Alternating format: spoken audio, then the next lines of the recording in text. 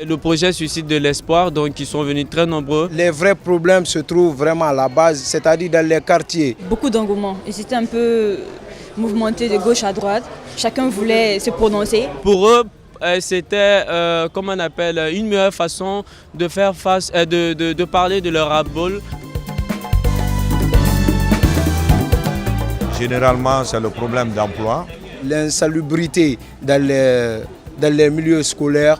L'autosuffisance alimentaire. Le quartier n'est pas loti. Il y a des ordures un peu déversées partout que les jeunes souhaiteraient que cela s'améliore. Le quartier est très enclavé également. Le problème d'infrastructure, les maisons des jeunes qui manquent.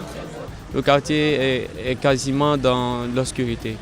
Le quartier est en manque total d'édifices publics, d'infrastructures publiques. L'eau potable. Kaporo Centre, on dirait que l'eau n'a jamais vu le jour là-bas.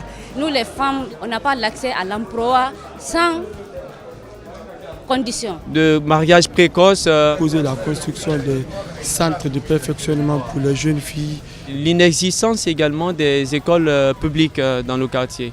Il y a des jeunes qui fabriquent des chaussures, mais qui n'ont pas de soutien, qui ne sont pas suivis. Il y a des jeunes qui apprennent la couture, après la couture n'ont pas de soutien pour ouvrir des salons de coiffure ou des salons de couture, tout ça. Donc je pense que tout ça, ça cache un peu le talent des jeunes.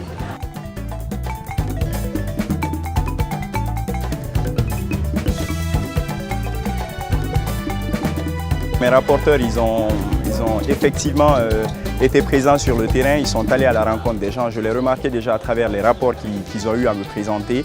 Voilà, je n'ai qu'à les remercier parce qu'ils ont franchement mis le paquet.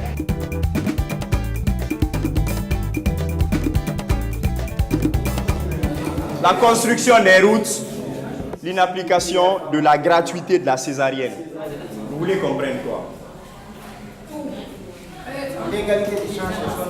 Surtout, parce qu'on est tous victimes de cela.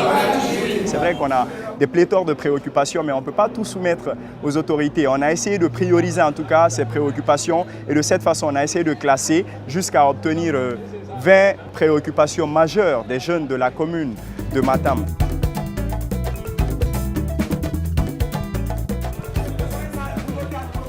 On va continuer de travail. La mobilisation n'était pas facile. On trouve des solutions aux problèmes.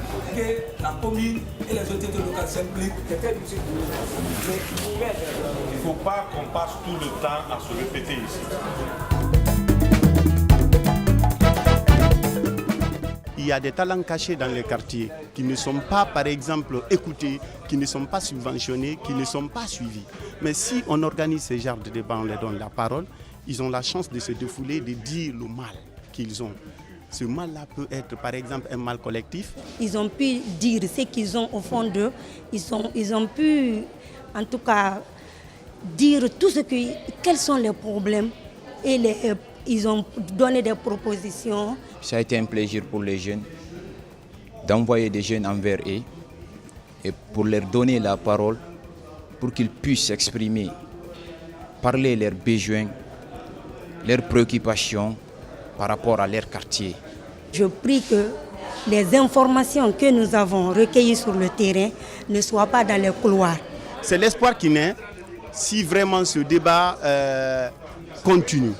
Parce qu'il ne faut pas commencer une chose et la laisser à mi-chemin. Que ce soit une continuité en fait, que ce soit périodique éventuellement. La jeunesse qui va représenter, qui est le soubassement de l'État, puisse vraiment avoir leur voix aussi dans le développement du pays.